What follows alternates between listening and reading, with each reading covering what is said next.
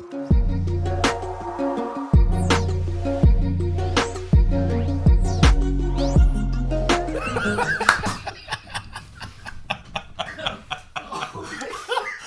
the middle after dark over here. Oh, boy.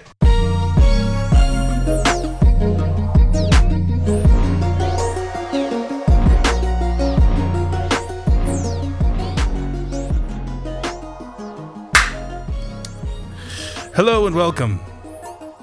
This is From the Middle Podcast. We are a few guys, and we have a friend today along with us. So Corey, Dylan, Kendall are the three guys that you're used to. The guy who was with us last week and is with us again is none other than leader of the Midler Club and reckless driver. This is all a lie. None of that's true. Jeremy Kester is here. We love Kester. Literally only my name was true about that. I think we just need to make you a regular fourth chair. Like every once in a while, just have you. That is a huge decision, and you should talk about it without me. Nah, we're good. That's not how we roll. I said every once in a while. That's really relative. Yeah. This episode of From the Middle is brought to you by Backroom Coffee Roasters. They feel at home where wrenches spin and the scent of roasting coffee wafts through the air. Born in the back room of a bicycle shop in 2010, they quickly outgrew the space and now roast their small batch coffee in a rustic workshop just north of Columbus, surrounded by woods. The guys at Backroom Coffee Roasters are tinkerers by trade, and they fine-tune each coffee they roast until it meets their standards of quality over quantity. Coffee is the fuel that feeds them and is their catalyst for inspiration. Here's to coffee-fueled inspiration. Thanks, Backroom. Is that what did you have any thoughts on Backroom? Oh, I visited them and didn't realize that you were the reason that we visited. But I went there and I was really impressed, kind of as a storyteller background a little bit. When we asked about the coffee, I was expecting kind of like an engineering, like, oh, this is how you make coffee. But it was really neat hearing them talk about the roasts and talk about like where they come from and the flavor. And that's a very generic way to say it. But like they were talking about blending and amount of time and the air and how much. It was pretty cool how thoughtful they were about it. Like in the same way that we talked about Disney, and if I would have watched that episode, I'd appreciate it more. I definitely appreciate. I don't have a big coffee background, but I definitely appreciated the thoughtfulness that went into what they're doing. They're definitely not just churning bulk beans or pits, because it comes from a cherry. It's coffee fruit. Anyway, I was impressed that they weren't just churning them through and then white labeling them. They were actually thinking through where they come from, where they're sourced, and which blends make it. It was neat. As an amateur coffee guy, as a consumer, it was pretty cool to watch. I'm sure they'll appreciate that you said that, because I find that to be true as well. Yeah. So yes, if you are unfamiliar, check out backroomcoffeeroasters.com. Fill your cart with lots of beans. And when you do so, there is a how did you hear about us? That's how did you hear about us, Backroom, not how did you hear about From the Middle. How did you hear about Backroom? But there is a drop down that says From the Middle Podcast. So be sure that when whatever you buy there, you just let them know that From the Middle sent you. And that way we kind of track what's going on and how our partnership is going. So if you didn't listen to the last episode, we had Mr. Kester on, one of our favorite Midlers and friends. And the premise under which we brought him onto the show was to talk about some of the interactions that he's had with us in the past. We've got this backlog of voicemails that we wanted to get to. The conversation was so rich, like Backroom Coffee, that we didn't get to any of the voice messages. Yeah, that is the best sale of my failed life that I've ever heard. We didn't get to the thing we meant to do. Yeah, and it was rich. Yeah. So we all wore... that was rich. So we all wore the same clothes and got back together 1 week later to continue the conversation. And we're super excited about it. And we're going to dig in. Not just Jeremy Kester, by the way. We have some other Midlers who have sent in voice messages. And so we want to get to those as well. And the conversation will go where it goes, as you know is always true, here on FTM. Is that good context, level setting? There you go. Fantastic. You did a neat job. But you also have, like, if I can, because you guys, I don't want you to have to sell yourself all the time. One of the hopes is that more people participate, right? What? That's I think from what the conversations that we've been having as a middler, not the head of the middlers or the leader of The whatever king. you said. You are the king of the I'm middlers. the loudest and most persistent for sure. But Dylan and I were talking a minute ago about maybe putting a screen share of how to send the voicemail and stuff. But it would be really cool. I would love to hear from more people as a listener as well. I always enjoy those calls. Yep, you literally don't even have to get off your couch to send us a voicemail. It's about as easy as it gets. Stay on your duff. Yep, there's a link. You touch the link, and it asks if you want to allow whatever device you're using to be a microphone. And it's like you're literally just sending a voicemail. We can show you how to do that maybe later. But definitely click the link, allow your phone or computer to act as a microphone, say whatever you want to say. I think you said it cuts you off after 60 seconds. Yeah, that's I good. didn't know that. That's a good thing. It's a good safety mechanism. Which is why we have 23 voice messages from No, you. you don't. Is that real? No, it's not. Okay. Oh my gosh. No, I was gonna leave. It's like literally no time to talk about them. But You no, just play. No, we thought it'd be fun. Jeremy Kester, he's a friend of Dylan's, now a friend of Corey and I's and of the show, and now a friend of yours. Well, You're welcome. moving too fast on that. We are getting closer. Do you guys want to talk about what just transpired before we clicked record? I think we're all getting closer. Yeah, I don't know if I like your tone. Part 2. Part 2. No, I asked Kendall what felt like was in private, and I guess we're going to talk about it now. I just kind of said I had noticed he was sitting next to me, and I have a fondness for him that's very platonic and natural in a professional environment. And so I, in private, between the two of us, consensually asked him a question. Didn't realize that two Hubbles had decided to join the conversation. I haven't laughed that hard in so long. Well, good. I'm glad you enjoyed it, okay? Because everybody, laughing at people is something that people enjoy doing, but doesn't make it right. Okay, so Kendall and I were sitting here together with a reasonable distance, and I said to Kendall, and listen, I'm going to paraphrase by saying exactly what I said. I said to Kendall, and I don't mean this in any sense toward body image or anything like that, no positive or negative. Do you believe that your super cuddly nature has anything to do with your physique? And all I was asking was, is there another element? Or is it just a natural... Or is it a natural element of your character? And I think that was a very natural question. Now, of course, it's being broadcast across the country, around the world. Now we all feel weird. Yeah. And now I just said... He has a very I'm not welcoming... going to be able to walk around without people coming up to me asking if they can cuddle. Yeah, first of all, not my intention, okay? This is not for those of you listening, this is not an open invitation to cuddle with Kendall. This is not what this is. But what I was asking was, as I'm sitting next to you, and I have a fondness for you professionally because of what you contribute in my life on my commute once a week on Wednesdays from the Middle Podcast. Search at From the Mid Pod. I just thought, I was curious if that was something about the welcoming nature of his character, or if it has something to do with the comfort of having a full man, like he's tall, Cuddleable. He's tall. That's what you're talking about is my He's height. tall. Yeah, cuddleable. but also you're proportionally as you're taller, you're Cuddleable. Cuddleable. yeah. And I just wanted to know if it was that or this new medication I'm taking. So Oh man, I had we're gonna play the. I was voicemails, by the way. I was mid Diet Coke swig when he said all that, and I almost spit it out all over the table. Yeah. I'm glad you had a nice time. You were not invited to that discussion, just to be very clear. Yeah. That was a private question with the headphones off. Oh man. Anything else about my past you want to bring up? Whatever you're willing. We'll go as deep as you want. Oh my goodness. Oh, speaking of past and your past, you have a shared past with us, and we have a series of voice messages here that we're going to play. The first is not from you, so we'll just settle in. We were talking in episode 27 about how we're all kind of geek dudes. He's trying to fist bump you. Don't leave him. Privately. Oh, sorry. Privately. I'm trying to privately. I get it. fist I get it bump now. him. There's a barrier. Jeepers creepers. What is this, Big Brother? Well, I mean to Dylan, but Literally for me, yeah. So so when I do something without my voice, That doesn't mean we have to talk. Oh, Corey, I was looking out for you. We're geek dudes and geek dads, and we were talking about how proud we were of some of our gaming prowess, but how comical it is that you've spent hours in a game and your friends and family don't appreciate or understand the amount of time and energy you've put into one of these games. So we have a voice message from Mike about that.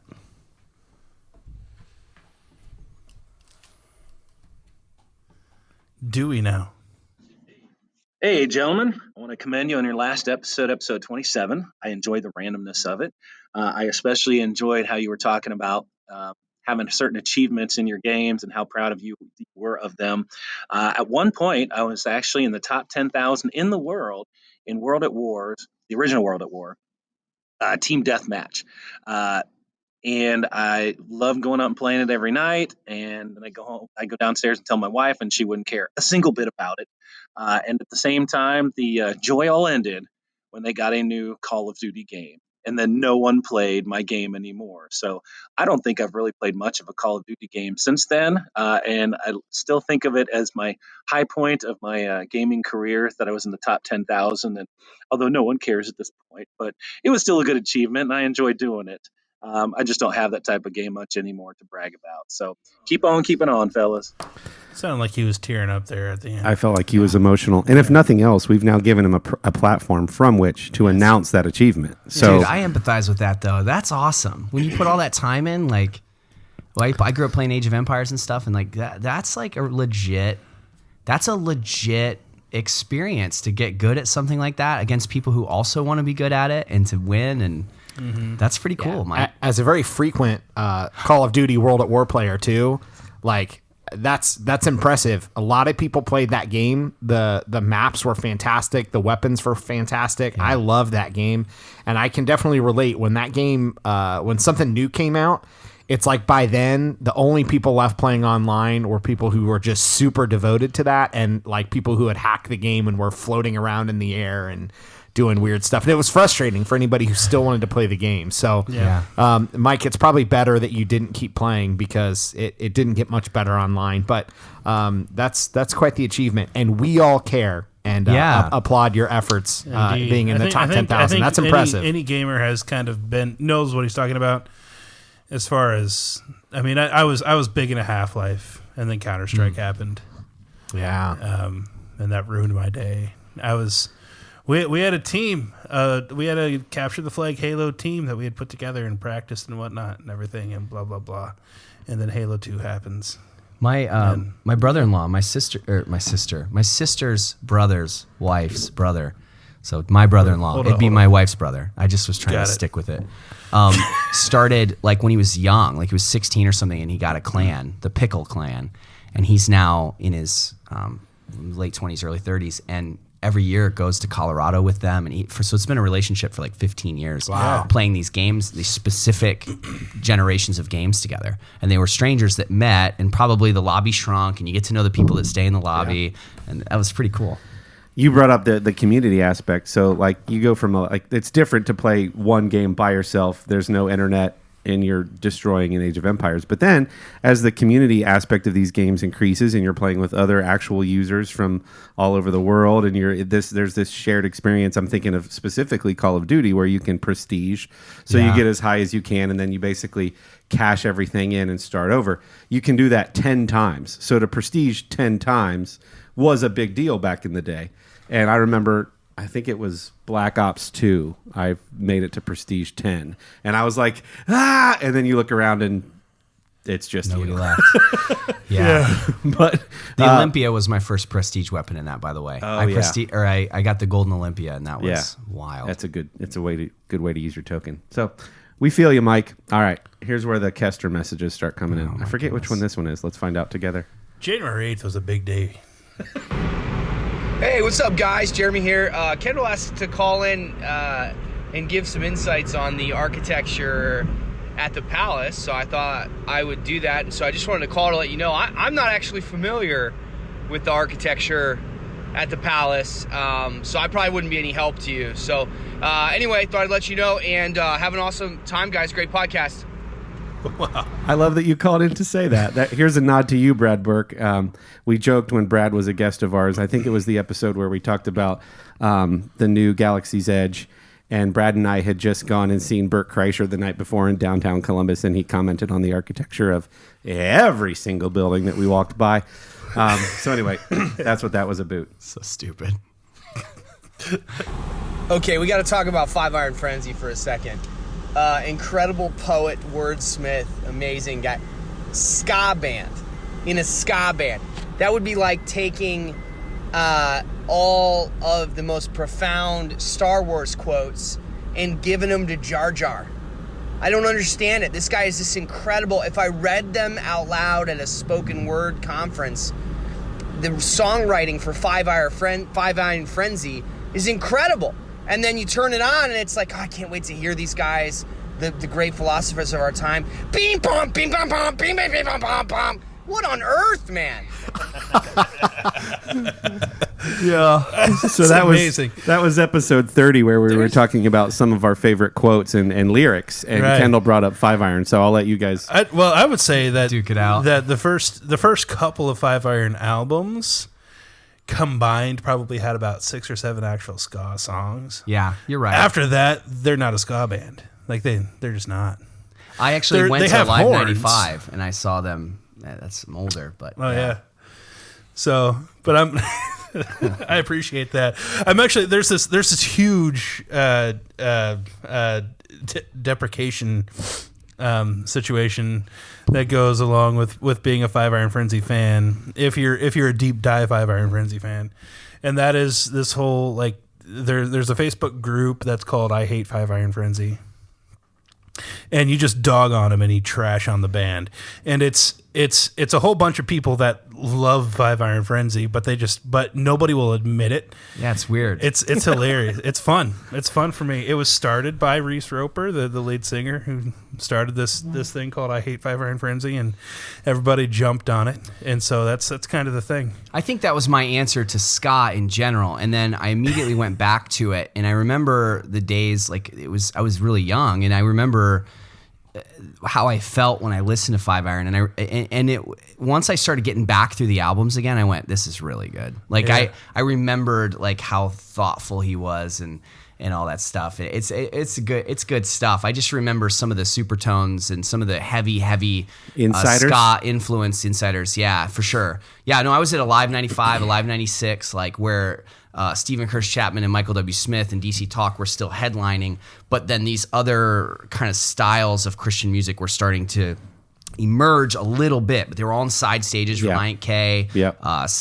Skillet, those sort of things. And so, but I also have like a real affinity for weird voiced people, Joanna Newsom, James Blake, Danny Malone. So one of my favorite things is like someone who knows that they wouldn't win American Idol, but they're like, I love what I'm doing, and they do it. So that to me, like I think Five Iron's there too, where it's just like you wouldn't naturally, if they combined like they write music now and they put everybody together, you wouldn't like build that band that way. But they did it, man. Right, yeah. That's pretty cool.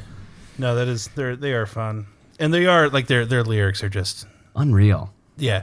I mean, you mentioned Supertones and Insiders, and if you're a ska fan, those are fun bands to listen to. Those are actual ska bands. Right. But like Five Iron's lyric writing is Yeah. Makes up for whatever Is- issues you have with the music. right. Yeah. Good stuff. On All right. tracked. So we've got another voice message from Mike. So in episode 31, we were talking about some of our favorite Christmas movies. And he had said, why does Gremlins not get any love as being a Christmas movie? We talked about some that are highly debated online, like Die Hard, among others. And so Dylan said, well, go ahead, like leave us a voice message, make your case. So here's Mike.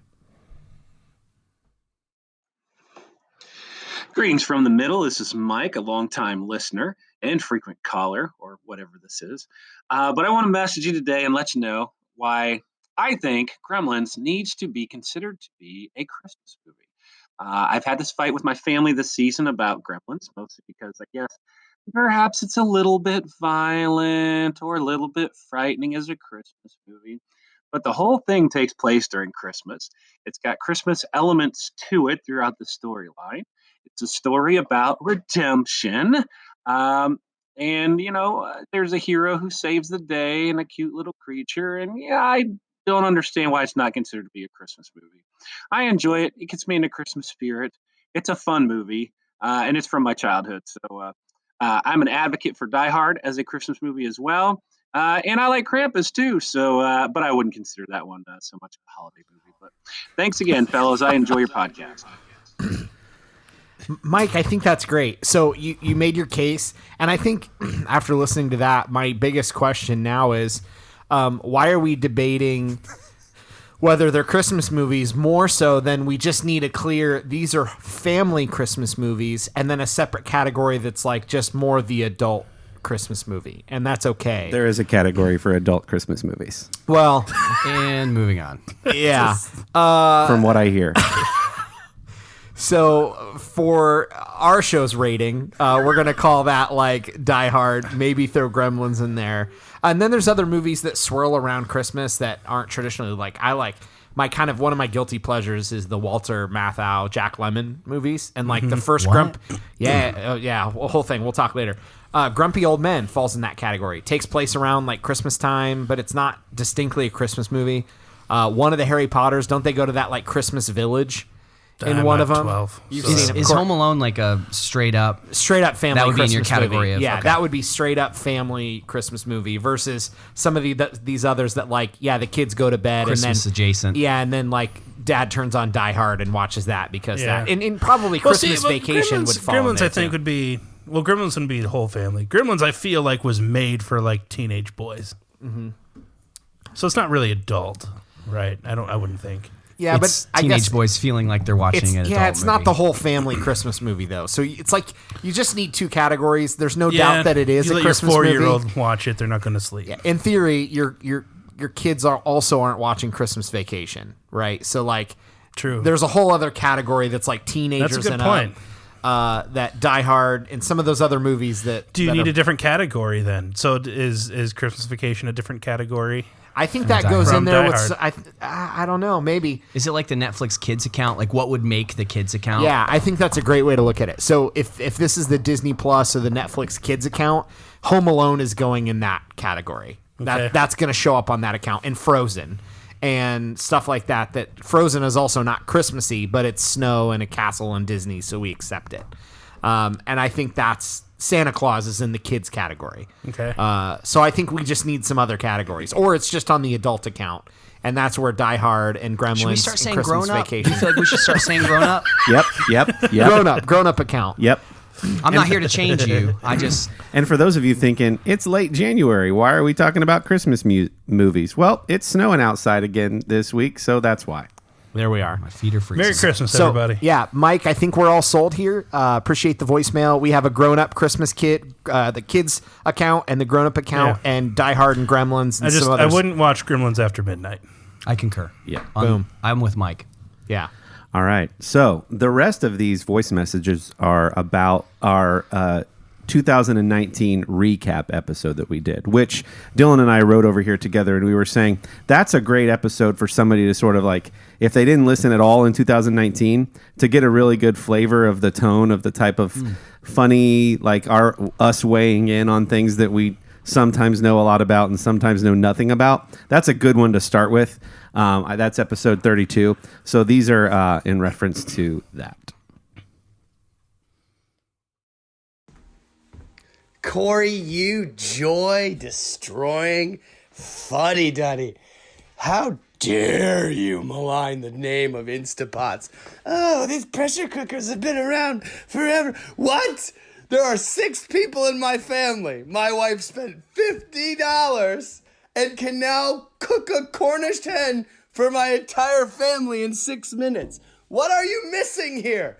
This is revolutionary! That gives me Seinfeld flashbacks. It does, It's yeah. so good. Oh, this is Corey, by the way. Those of you not watching the video, this is Corey talking. Oh, electricity's been around forever. What's the big deal that we're now able to put it inside of wires and make our whole house light up? That's you, Corey. That's what you do. I said I used I'm the wrong still word. mad about that. I used the wrong word. I said I admit I'm naive to these whole Instapot. I meant ignorant. I don't hear an apology there. I am open to why you believe this is so. I want to see if you. Is it different? Is it different than pressure? I think we hit the nail on the head when we had mentioned that Instapot, the revolutionary thing about Instant Pot. Oh my gosh! The revolutionary. Hey, we have one too. Use it all the time. Yogurt.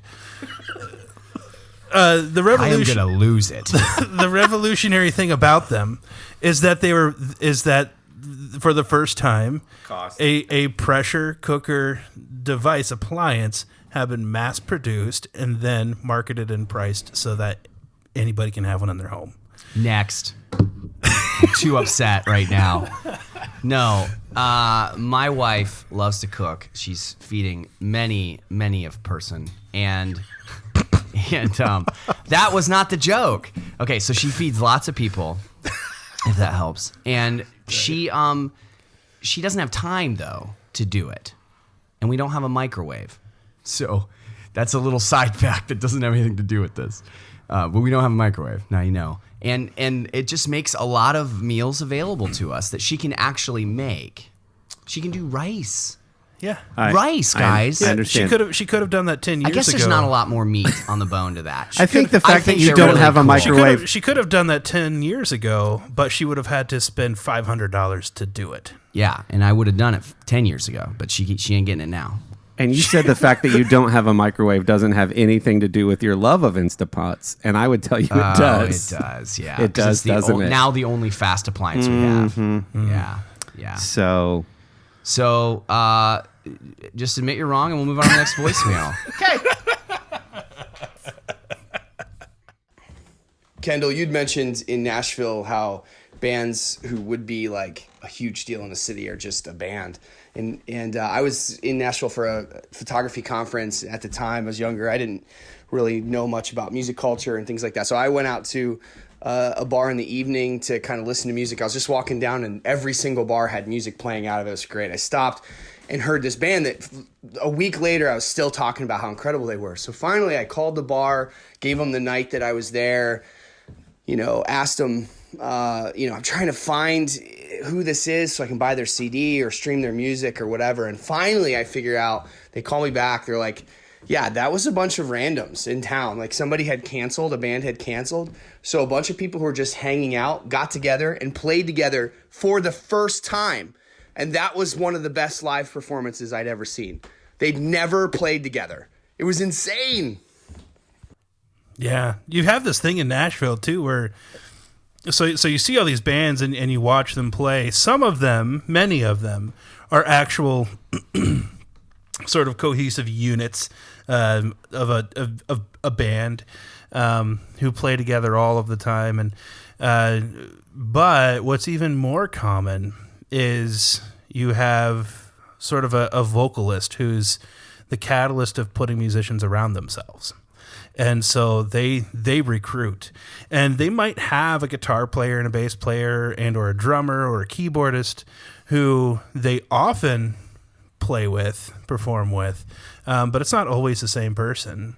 And so you have a lot of musicians, like there's a drummer that who was a friend of a friend who we went and saw while we were in Nashville, and he just kind of hires himself out. And so he'll play with any band on any given night.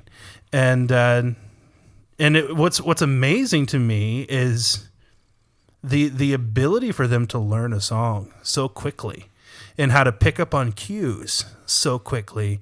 I mean, so that's why, I mean, for leading worship, like we do a lot of that. Like that's most of what we do is listening and reacting and cueing and that kind of thing, but not on the same level as what they're doing. Like it's and to think that like that's the norm, like many of them are doing that on any given Is it kind night. of like a minor league, major league thing where like the singer is kind of calling people up to play and you're kind of moving back and forth? Like, are they switching a lot or? Yeah, I think they're switching a lot, but I think it's more just along the lines of a singer will recruit a a guitar player and a bass player and a drummer, and they'll perform together on a regular basis, and then the guitar player gets pissed off or whatever and starts playing with someone else, or the pay wasn't as good as he wanted, or he got better, and so he can now like play bigger gigs with bigger names, and that sort of thing. So would it be fair to say that is a mark of true musicianship, where the ability to riff and react and adjust accordingly? I play some instruments. I'm not a musician, but like, the mark of your skill is, I'm listening to how he kind of does things live, and I'm reacting and I'm adjusting accordingly to make it sound like. The more skilled people are able to do that. I'm trying to. I would say that's a particular skill set. Yeah. That not all musicians, even fantastic musicians, are necessarily after. So if you're in a cohesive band that markets yourself as, look, we are these 4 people who make up this band, and that ain't changing. You don't have to do all of that, and that's okay. That doesn't mean you're worse. It just means that there's that skill set that you didn't work on. Classically trained musicians, like, they're not ad-libbing anything. They're literally playing what's on a sheet of paper in front of them. So that doesn't mean they're. I mean, there are classically trained musicians who are not who fail to play creatively, and it kind of sounds robotic when they do. But you can still look at a piece of music and follow the roadmap of the dynamics and everything else, and still kind of make a listener feel what the composer was trying to do. So there's still that. I like how you said that. I'm in the process of writing an article describing our business team, like what we do in this high functioning corporate consulting kind of thing, the 3-person team that we're a part of. You have a facilitator, an analyst, and an illustrator, and we work in these teams. And people often look at that and go, wow, you guys just kind of, how you're able to like know what the other one is thinking. Yeah. And so I'm trying to write about that, and I'm likening it to think like a zone defense, where in sports, where you're going, okay, I see a weakness over here, I'm going to adjust. I'm not going to say anything. I'm not going to go, hey, guy, I'm moving over here now. You could, another analogy might be like Cirque du Soleil, where the performers, something's happening live and they have to react. It's just this intangible thing that you're like trying an instinctual thing of the dance, if you will, that people are sort of memorized by when they watch how we work. And it's trying to explain that secret sauce a little bit is a really interesting thing to try to put words to. So that's kind of where I was going with my questioning, is musicians that are able to do that.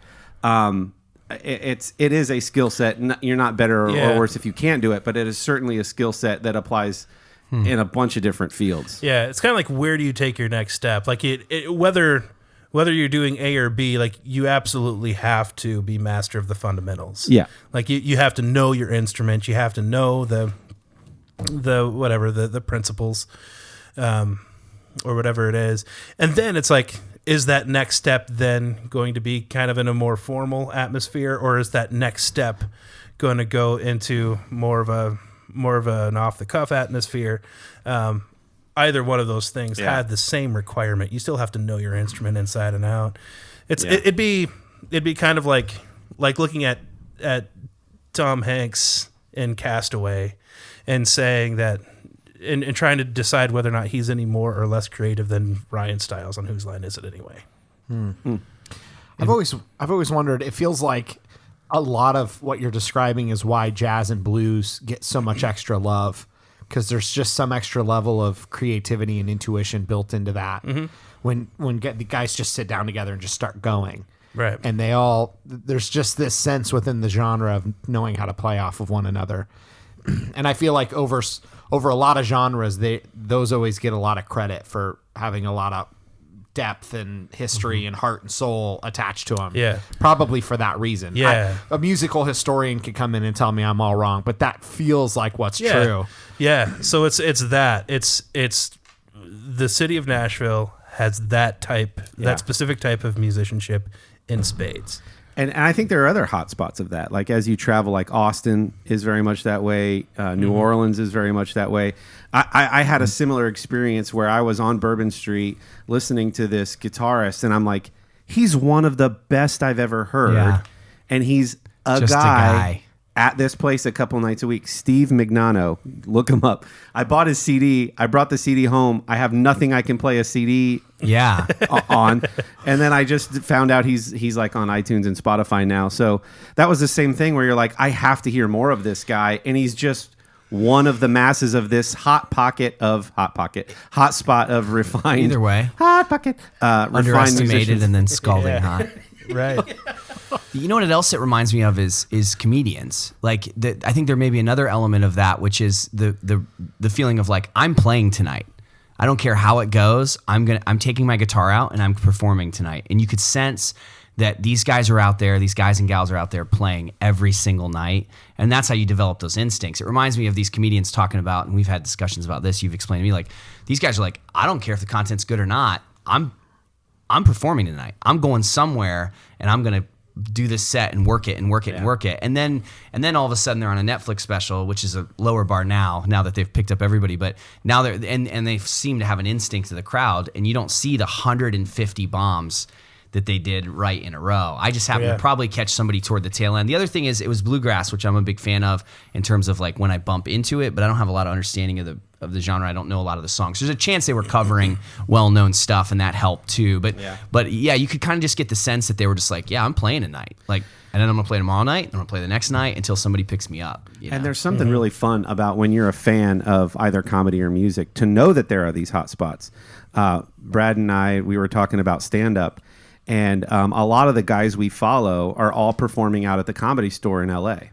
And they were talking amongst themselves about their fan bases, saying, if you live in the Midwest, us, your favorite comedian might pop through once a year if you're lucky. If you go to the Comedy Store in LA right now, all of your favorite guys are there every night of the week, and they're just hanging out in the hallway together. Chris D'Elia, Joe Rogan, Brian Callen, Bobby Lee, they're just all there hanging out as regulars.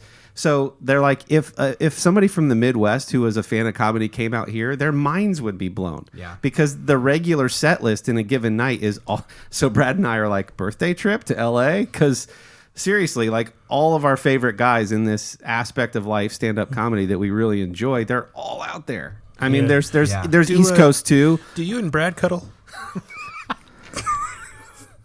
What happens? How's that feel, bud? You like that? You like those sort of questions? Hey, exactly. Hey, what happens twice a week Oh no. stays twice. Is that how it works? Okay. And this is another good one. I think you're onto something here, Kester. You guys touched on something when you were talking about Marie Kondo and watching a whole season of Shiplap that is really interesting to me, and I want your thoughts on it if you have time. I constantly look at content and think that content is fantastic, but the portion is wrong. So for example, Marie Kondo to me would have been an awesome 2-episode section of a whole series on different approaches to cleaning your home rather than a whole season of her own stuff. And I'll often watch a TED Talk and I'll go, man, that should be a book. There's so much more meat on the bone. Or I'll read a whole book and I'll go, that could have been summarized into a single blog post or a single TED Talk. And so I wonder if a lot of times the content is good and the people are so excited to get picked up that they're a victim of kind of either bad decision making on their own for the portioning or maybe just the kind of the commercial producers take advantage and they end up putting out the wrong amount of a good thing. Do you guys have examples or thoughts on that? Yeah, great example right away. This show. These guys are great for 2 episodes as part of a series of podcasts in the Midwest. But yeah, I get a call. You want to come in? Oh, they're in trouble. 35 episodes. Oh, that's such a great. They did 35 of these things? Oh my gosh. I heard that and I was like, wow, that's such a really good point. And we're not just talking about there was a movie you saw that you didn't like, so that movie should not have been a movie. We're not talking about that. I think if I'm hearing you correctly, there's this great idea, wrong portion size. Yeah, a pound of sushi would be a good example. right? You know, one of the things when you watch Hero Dreams of Sushi, have you seen that one? Mm-hmm. Yeah, really super beautiful, good. beautiful, wonderful, makes you want to master something right away when you watch it. Is like he's portioning the sushi to the right size into the left or right hand of the person. It just feels perfect intuitively. And like a pound of sushi would be an example. It's like, man, this probably could have been delicious, but like, what is this? Like, what's going on with this 5-pound gummy bear right now? We didn't need the metaphor, but it's just fun to picture. No, that's I can't think of any off the top of my head, but that's an idea that I'm going to take forward and think about. And I do think there's a question about, like, if you do have that good recipe or that good thing, figuring out there's so many different channels now and ways to consume things, whether that be entertainment or food or whatever, that to consider, how are we going to roll this out? Like, is this a book or is this a blog post or a tweet? Honestly. Is this a tweet?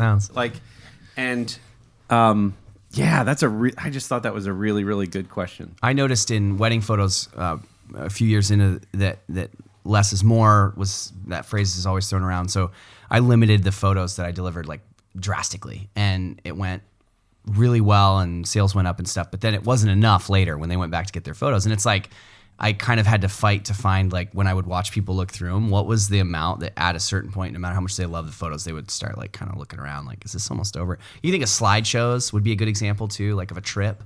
It's like, no matter how beautiful this is, there's kind of everybody has kind of a synchronized internal clock of how much you can take, you know? Right. That it's funny Conversation. because it actually brings up something that I've never thought about that I realized I think I do, which is this idea that like, don't overstay your welcome. You should leave right before the host is ready for you to go, kind of thing. That I intentionally short form my stories, that in thinking if they really want to know more, they'll ask more. Otherwise, I'm going to make this digestible, assuming they don't care. And I think I do that without realizing that I do that often. I'll give a super abbreviated version of whatever I'm being asked, or I think somebody might be interested in. Yeah, and I do it. And this sounds like a joke, but I do it the other way. You know, We know you're still here. Yeah, exactly. So it's supposed to be a 5-minute guest appearance. No. That's funny. No, that's a really good thought. You could probably do a whole book on that. Nope. Did you see what I? I see what you did. Here's another one.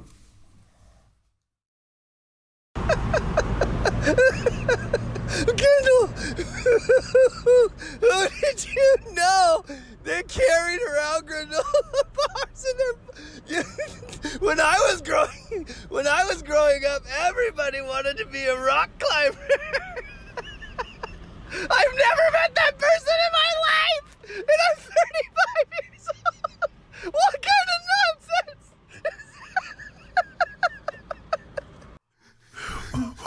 What did I just listen to? So you made a comment about like the cool people wanting to be into rock climbing and carrying Like all a my granola friends, bar. yeah. That clearly did not relate to you at all. No, he didn't reference it hyperbolically. He assumed that we all shared that same experience. He said, when the kids would come by and everybody wanted to be a rock climber. They had granola bars in their pants.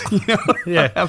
I've never met that person in my Really? entire life. Never once. I feel like that was a very trendy thing, or Right? at least where I was. Can it was you a very trendy elaborate thing. on that? And I know you feel that way. That was, well, I mean, I guess I tie it to like a couple of different things, to two things, and that is granola bars and Nalgene water bottles. Did you just know a bunch of people that liked Eddie Bauer or LL Bean or like? No, was this I the knew a bunch Timberland of boots or of whatever? people that would like talk about their granola bars, and they all had the wide mouth Nalgene jar bottles. I don't know what that is. You're saying a lot of people. Like, you're very distinctly saying that this was a cultural trend, as if I wasn't alive at the time. In Big Rapids, Rapids, Michigan, it was everybody. Yeah, is that right? That's wild. You're not like were people in Ohio not like all about Nalgene water bottles there for a while? No, I've never heard of that. No. Are you serious? It's funny because sometimes we just have to let things roll, like because we're continuing the conversation. I made a joke about. Who was it? Billy Ray Cyrus or something? And Corey, after we recorded that, he's like, what did you think? But like sometimes just stuff happens, and I think we blew by that one. So I'm glad my roommate and I like drove like an hour away to go to a shopping mall that sold Nalgene water bottles just because we wanted them, because everyone else had them. That's not real. Can you spell that so I can look it up? He doesn't even know what it is, and you're saying it was a cultural trend. He doesn't even know what it is. Seriously? I know the Nalgene water bottles thing, What's but now? but How do you spell Was it a trend around here? Nalgene water bottles were a big deal. Nalgene, Nalgene water bottles. Like on these unbreakable. I remember the Nalgene water bottles. I wouldn't say rock climbers. With granolas in their pants. Yeah, with granolas in their pants. I would say I was a part of. I mean, some of my friends. I can't be alone. I can't be alone. Well, I say that all the time. I'm going to try to translate that. I can't be alone. I'm going to try to translate that to an Ada thing. There was a bunch of like skater K2, Jinko, bro. Jinko jean. Yeah. Like there was a skater kind of rock climbing. No. Do you think it was because we Nalgene don't have bottles. places to climb rocks? Could that have been, as I think of it now? There weren't any there either. Oh, Sometimes- well, we were closer. It was at Big Rapids, Michigan. Sometimes there are simple It's solutions. the name of the town. It's really flat where we're from. That looks like a So, really generic water bottle. It was but I mean, it was new. It was hip. Everybody wanted those around where we were. Everybody wanted them. Yeah. I wanted one. So- I wanted Well, one. there's two people. Yeah, that's But cool. no, I every missed that entirely. I'm not against it. Everyone I knew who was my age-ish in Big Rapids, Michigan, had that wild. water bottle, It's interesting. All right. and they I'm were in. eating granola bars.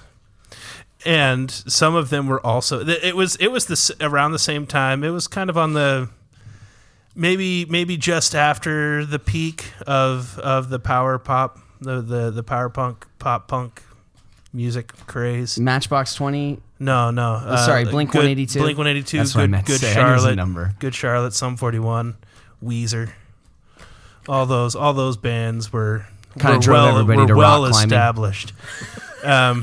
So they drove everyone Yeah. to rock climbing. This isn't real. And so you had so if you're familiar with that time when like everybody was wanted to be like the pop punk skater boy, at the same time you had not a competing crowd but another cool crowd who they all wanted to be rock climbers. You ever watched a documentary and felt like you understood less after the documentary? This is me and your upbringing. I have no clue how to picture this. Okay, But that's okay. That's okay. That's okay. I can reconcile it. Well, that concludes our voice messages. I just thought that was a really fun, some fun input there from, basically just Mike and Jeremy. But we appreciate it. And this is how we will use the messages that you send us. Do you have an idea for a topic you would like for us to discuss? Do you have a question? Is there something that we got wrong and that you would like to fact check us on? Did you live in Michigan and want to climb big rocks? Call in. Talk about it. There's links everywhere on how to do it. indeed. So we have 13 minutes to riff. We're not even telling you to get off your duff, as we've mentioned before. You That's right. stay there on your duff. You just get your phone out of your pocket. It's already out of your pocket. You're staring at it right now. Yeah, come on. You're staring at your phone Literally right now. right Candy now. Crush soda? Really? Yeah. So what you need to do is this podcast that you're listening to right now while you're staring at your phone, you look at the description. And then I'm going to just piss people off. Yeah, I was going to And say, now I they're don't not know gonna- for sure that we've got the persona right here. Some of I'm these gonna- people might be at their jobs or raising their kids. Yeah. Or And I should probably be nice. You know what? I was talking to my wife about this even, like when I was listening about being nice. And, we're out on the mountain eating granola. we're out on the mountain eating and drinking their Nalgene's, whatever. And I was talking about the Star Wars episode that we did, 33, whatever it was. And we did a lot of complaining, which we tend to do. I don't know. And I remember after we got done recording that episode that like I thought that like I was in a fun, silly kind of mood or whatever, and then when I'm going back and listening to it to edit, I'm like, holy cow, I sound just pissed off and mean.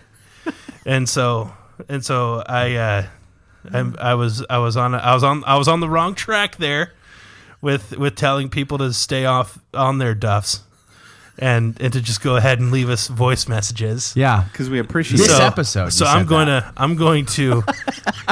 backtrack. Yeah, if you remember, that was episode 35. Corrections and retractions. Right. I'm going to say, hey guys, hey. While you're just sitting there anyway on your cell phone, why don't you just do something fun and new?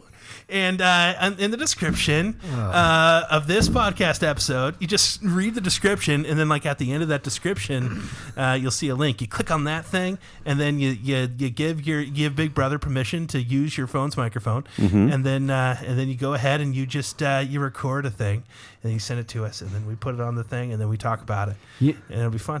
I was wondering, Dylan, do you think that this is kind of techie, nerdy stuff? Can we do that for a second on this topic? Always. So I was wondering if it would be easy to make for iPhones. I'm not familiar on the other brands if this is possible, but on the iPhone at least, you can do shortcuts.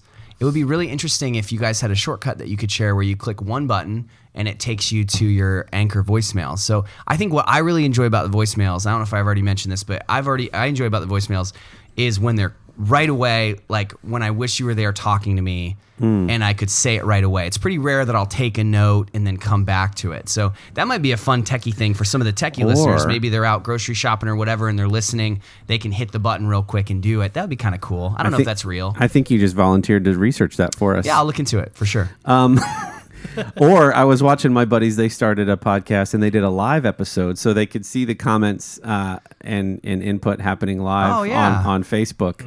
And then so they were responding real time to what people were watching real time. So maybe sometime we do it actually live. That'd be fun. I very rarely listen to you guys while you're broadcasting live. but I'm typically saving it for my commute. So even if it's 2 days later, I'll purposely do that. That's good though. Yeah. Or January 8th, and you just listen to them all. But here's why why we are flailing. Is that the word? No, so passionate about the interaction thing is, and we talked about it a little bit the last episode. We really do want this to be two-way and conversational. We don't want to do these episodes in a vacuum. We don't want to just like try to come up with topics. And I mean, we've got a whole list and a shared note that we all look at. But as you guys are listening, we want this to like ebb and flow in the direction that it's going naturally. So when it's time for us to record, we kind of look at what's going on culturally, like what's happening in our lives, like who could be a good guest right now, what did people write in and send voice messages about, and we take all that in and then try to thoughtfully create an episode that includes those things. So the more you do that, the more for you this becomes. So it's really not about share, rate, review, make us awesome. It's engage with us so that this can be our podcast. Nice. That's what it is. The podcast of the people. That's right.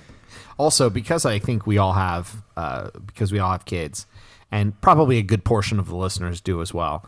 I think it would be fun. A lot of times we're just saying, "Hey, call in with a voicemail about anything," and sometimes that's too open-ended. So it's inevitable that we will have an episode where we're sharing funny, like family, kids, family dynamic all the way around, but also kids stories.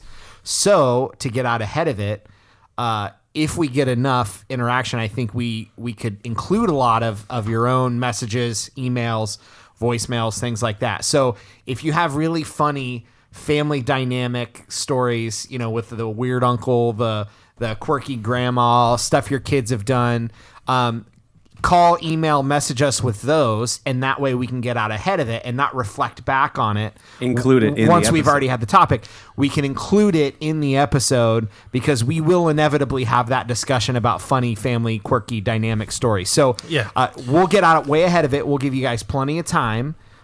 Reach out to us with all of those funny things that you want to share. We'll include it as we discuss those things from our own life. Indeed. And we'll have a lot more fun with it. That gives you something very specific to think about and reach out to us with, and then we'll be able to hopefully include that in a future episode. So we'll be promoting that for a couple of weeks. Yeah. Give you guys some Kind of like an NPR, like when they do the drive where they're trying to raise money. Just kind of do that. Everyone loves that. Yeah. That's great. I do, because I'm a loyal NPR listener, and so are your listeners. For the Middler. Hey, can I tell you something I've been dying to tell you? Would that be okay? So, so do you want to hear what it's like to decide to not use credit cards? For those people thinking about going down the Dave Ramsey route? Sure. So last few nights, we've been more intentional about keeping our budget tight for a little while and focusing on surpluses. You know, if you're a Dave Ramsey fan, you kind of know what this stuff is, emergency fund, and then moving on and on and on. So we've been focused on keeping it tight, and we were able to like get our mortgage years down, which raises a little bit, but cuts a bunch, all these reasonable adult things. But what that does is it makes it so that if you have the cash, you have the cash. If you don't, you don't. And because we're not using credit cards. And so last few nights, it's just been really great. And I want to tell you what that's like, not having anything but one source of money on you. So for example, I was driving home and I was low on gas, and I thought, no big deal, because I'm an adult and I have a career. So that's not a big deal. But I didn't have my stuff on me. I just had my debit card. Doesn't matter, totally fine, right? So something happened where my debit card's locked up. And now I'm driving a little more panicked to get home. So I stop, can't do it. Oh, it's great. This is the first part. Got to make sure I squeeze it in. So I do run out of gas on 71. I call, let's say I call my insurance company, who I, by the way, pay every single month for exactly these sort of situations, and literally never ask them for anything. Just paid it for 15 years and never ask them for anything. So I get on the phone because I'm out of gas on 71, where people, you know, die from that every day, it feels like. Sorry if that's, oh gosh. No time. Keep going. So I'm out of gas, and I call my company, and I won't dog them because they blew it. I won't tell you their name, but anyway, they tend to be a good neighbor, and they their literal commercials are this: I'm in trouble, snap your fingers, some dude in a polo shows up. That's literally what they advertise, okay? That's not how it works. So I call them, and I'm thinking, oh, great, I have no funds on me, none, and I'm out of gas. There's no hope. There's nothing I can do. Oh, wait, I've paid tens of millions of dollars over the last 15 years in insurance premiums that I know that I by law have to pay that I don't use. I bet I could get 5 gallons of gas from roadside assistance. That seems reasonable, right? A $40 million gallon of gas. So then I call him up, and I'm talking, or actually I set an appointment online. And so dude shows up, and I got to be honest, his zipper was down. He was wearing one sandal and one boot. He smelled a bit like wacky tobacco. So he shows up, and I'm a little bit in danger here. It's at night. He flies in a Honda Element, smells completely like that skunky business. And for our listeners, that is a decriminalized cigarette. And so he's wearing literally a work boot and a sandal slide, and he's like, I'm here to help you. But he's my best option. This guy is my best option. So he puts the gas in the tank, and I get a call from if there was an agency where Bob Evans got their food sourced, it would be this one because it's got that word in it from our state. And so they call me and they go, just so you know, you got to cover the gas. And I went, what are you talking about? Like, literally, that's all this is. This whole interaction is just the gas. That's all this is. They go, no, we cover the delivery. I said, you did nothing for me. You called a friend. And so I've got a guy there with his zipper down, a boot, and a sandal who I owe money for because the gas is already in the tank. And I'm toast. So then turns out he's a really nice guy. He hurt his ankle playing basketball. He did smoke a lot of weed. But everything else about him was really, really cordial. He ends up taking me. The company stiffs me for it. And so, and I end up giving him a guitar that I was restoring for the kids in the trunk, and I just paid him with that. So I just gave him a guitar. That's how I paid for my 5 gallons of gas. So he won on that deal. So we get back home, and eventually I was able to talk to the customer service folks and everything like that. It was a nightmare. So anyway, last night we're watching the fight, continuation of bad planning with this new system. And I get to, and all I have is a debit card, and we're running that tight, right? Like, the whole plan is have stuff in savings, don't go crazy. So I get, and I pay for my wings. We're at the fight, and comes back, and she does the thing that we do in retail, right? What do you say, Dylan, in retail when someone's card comes back a no? As it turned out, this card didn't go through. Right. Yeah. Oh, looks like you need to call your bank. There might be a hold on it, yeah. Right? But it got declined. There's no money there is what they're saying. And I'm like, that's so weird because I just looked, and there's money in there. And so and I'm sitting with Harley. I'm sitting with our friend. So you know what's coming, and he knows what's coming. The guy's gonna have to pay for it if I can't figure this out because I have one card on me. So then, I text my wife. I get on. Okay, online banking's down for maintenance. So then I call in, and they use the same online banking to run that system, so I can't call in. So then this morning, it turns out we got a hold of them finally. It turns out that she swiped it 7 times. It did go through 3 of those times. She charged for 3 meals there, and then the other 2 locked the card. Wow. Makes sense. Yeah, so that's been a really funny. There's like that sort of stuff happens to me a lot, and I love it because of the story. Like I get a story out of it. Yeah. But in the moment, in both of those scenarios, you're just like, this is the worst, and I'm so angry. But then afterwards, I'm like, whoa, I'm going on a podcast. This is perfect.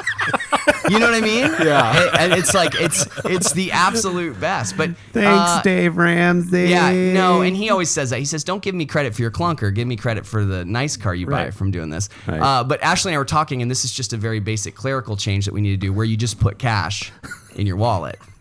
Right? Yeah. Like we kind of took it a little too far. And so you just put a 20 in your wallet and all of it goes away. Yeah. Every problem goes away. Makes sense. Yeah. But I so relate to the feeling that, like you were saying about the insurance company, where you feel like you're on a hidden game show where you're like, isn't the core function of this service or this thing that exists in our society so that you come and bail me out in these instances? Like your one job. Didn't even break the car. Just need 5 gallons your of gas. One job is gallon. to do this thing that I'm paying into over time. Like, and you're looking around like, is anybody seeing this? She got on with her manager. That was my favorite part. Because, when people take on the phone, you got to be patient with those folks. They're getting paid very little to take those phone calls. They have very little ability to make change or make an adjustment for you. Really, the responsibility is with the person they go to when you escalate it. Right. She goes to it, and I'm like, sorry, I'm having trouble hearing you. Semis are driving by at 80 miles an hour right next to me, so you're going to have to speak up. I'm trying to let her know. She goes, hold on, let me get with my manager. And I'm waiting, and I'm like really pumped about like they'll just add it to the bill. This is my fault. I should have been carrying it. Like it's my fault, but I'm like they'll just bill me later. No, she comes back like 7 minutes later and goes, I talked to her. There's nothing we can do. That whole idea of customer service when it's like this is the reason you exist to do this thing for me in this moment, and they act like, oh yeah, that's way out of our scope. Yeah. And you're like, we talked about my trip to Ireland, and I was leaving on a Sunday. The flight wasn't until 6:30. I was leaving Columbus to go to Toronto to Dublin. I needed to be there Monday morning to start setting up for this meeting, okay? So Sunday, I show up 3 hours early to the Air Canada desk, okay? And they go, are you here for the 6:30 flight? And I'm like, yep, 3 hours early, kind of proud. And they're like, yeah, that flight's not happening. We can get you out tomorrow at the same time. And they say it like and then it's she just goes, normal and thing she to goes, say. and there's nothing we can do. And I go, wait a minute. So I bought a ticket for today at 6:30, and you're saying we'll give you Monday at 6:30. Do you remember the Seinfeld about renting cars? About where he's like, I don't think you do. Where she says, well, that just anyone holds can take a reservation. The key is holding the reservation. Yeah. So I look at her and I'm like, I have a choice. I can be the irate customer who blames her and makes it all worse. Or I can say, listen, and this is what I ended up doing. I'm glad I had a moment. For you. I said, well, I know this isn't your fault. This is your airline's fault for sure. But this isn't your specific fault. But that's not going to work for me. What can we do together? How'd that go? So she tried with United. United couldn't get me a flight. She tried with Delta. Delta couldn't get me a flight. So she worked with the American Airlines counter to get me a completely different set of flights that would get me to Ireland a half a day later, which was better than over 24 hours later. So I took the best option. But it blew my mind that you paid for a ticket, my company, paid for a ticket to leave a place at a time, and they just went, yeah, we'll get you there 24 hours later, and there's nothing we can do about it. Yeah, but why? Why? Did they give you a why? Yes. Crew restrictions. Like number of hours flying and things like that. Either that, or there wasn't a ground crew at one place, or it was too cold at that other destination, so they're not allowed to be on the I don't know. They just said... So the flight wasn't happening. So it wasn't... It was you and, 100 other people that aren't going to... But it just was like...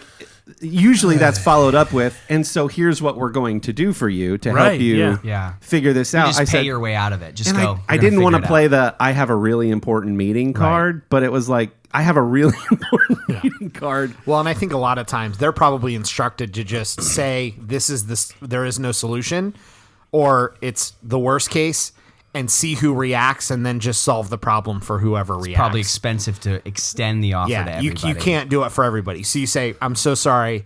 Here's the reasonable but see, thing. That enables the squeaky wheel gets the grease I know. thing. It encourages it. It sure does. But if you don't stick up for yourself and say, that's simply not going to work, I have to get there. Right. The difference is people see their reaction as, I have to be irate to get a solution, when no, you just need to push back and say, that's not going to work. We need to find another way. But then you have situations like last night at the restaurant where I'm the guy. I'm the one. You went to a restaurant to buy something and you knew you were going to have to do it, bud. And now I do this very simple thing and I swipe the card and it says no. Why are we here? That's what she's thinking, right? Now she's the person missing the flight. It's 12:30, the flight's over, and now I'm the airline. And I'm going, well, what am I supposed to do? I didn't bring anything else. And she's like, well, you should have brought, this isn't my fault. This is something you need to handle, sir. Now it did turn out she did charge me $86 for wings. It was her fault. Right. She locked my card up. That's and kind of an charged important me part of your 3 analysis. times. She did. Now, but we didn't know that at the time. Right. At the time, we're sitting together, and I was the guy going, da, da, da, da, da, well, maybe, I'm going to move some stuff around, Yeah. And what I said to her was, she goes, I already gave my guitar away. Yeah. So I can't. Dude, I gave a guitar away to get a gallon of gas to get back home, Dave Ramsey. Like, debt never let me down like this. Like, dude, I literally did whatever I wanted at any time. Oh, you want to get gas? Get all the gas. Fill the tank up. How many gallons can I get today, honey? What do you mean, how many gallons? All of them. I have a credit card. So I'm talking to her, and she's being so sweet, and she's like, I guess I'm still talking about this. I'm working through it, I guess. I'm so sorry. We can just cut. No. But and I'll just keep going. But she's like, oh, maybe there's a hold on it. Maybe there's whatever. And I go, or maybe there's no money in there and I'm screwed. That's what I said to her. I said, maybe there's no money in there and I'm screwed. And I'm going to have to ask my friend to get wings. And so I'm just like, it's just this self-deprecating. Like, it's just self-defecating. Self-defecating. Have you ever considered doing stand-up? Have you been told? I don't know if it'd be healthy. Have you been told that before? All the time, and I don't know. I don't know what's funny. I know when people are laughing, and I kind of keep going a little bit. And I think you do this thing. I've noticed it more tonight than I guess. I'm a little bit unhinged tonight. I don't know what that is. Than the other time I was around you. But you know how Jim Gaffigan does the voice of the audience in his delivery? Yeah. So he's like, I didn't know he was that fat or whatever. Like, he'll do the voice. You do your inner voice out loud, but you don't break pace at all. You just keep going. And it's really funny. It's like you're self-aware and like you're self-conscious about it. You'll call it out and then just keep going. Yeah. It's literally the kid that doesn't want to get bullied in elementary school who's like, I'm the idiot. Yeah, I have pimples and, I get bad grades and, it's the calling it out so nobody else does sort of thing. And then I come on a podcast. It's really great. Stupid. It's comedy gold. That's awesome. Yeah, no, I say to people a lot that I'm retroactively self-aware. I'm always self-aware to a really high degree afterwards. That's not a talent really, because you want to be self-aware prior to saying the thing, or at least during. So you know what I'm saying? Like you want to be like saying something and go, oh, hold up, I shouldn't say that. Sorry, the thing I was about to say might offend you. I'm exactly 3 milliseconds after I say it is about where my filter is. It's gone. It's done. It's already been said. Oh, I'm so with you. It's the worst. Oh, I'm so with you. Anyway, this has been great therapy, guys. I appreciate it. You're welcome. That'll be... doesn't matter. You don't have the cash. Anyway, I was going to ask you guys. I got to get home, so you got any money for the bus? The Sunbury bus. Yeah. Thanks for coming on, man. It's just really fun having you. You just you fit in really well, and we like chatting with you. And thank you for all the engagement and voice messages and seriously, let's hang. For sure. It'd be really fun. Thanks for not get following coffee through with that restraining order. Oh, I have been Corey Hubble. Dylan Hubble. I used to be Kendall. I'm broke.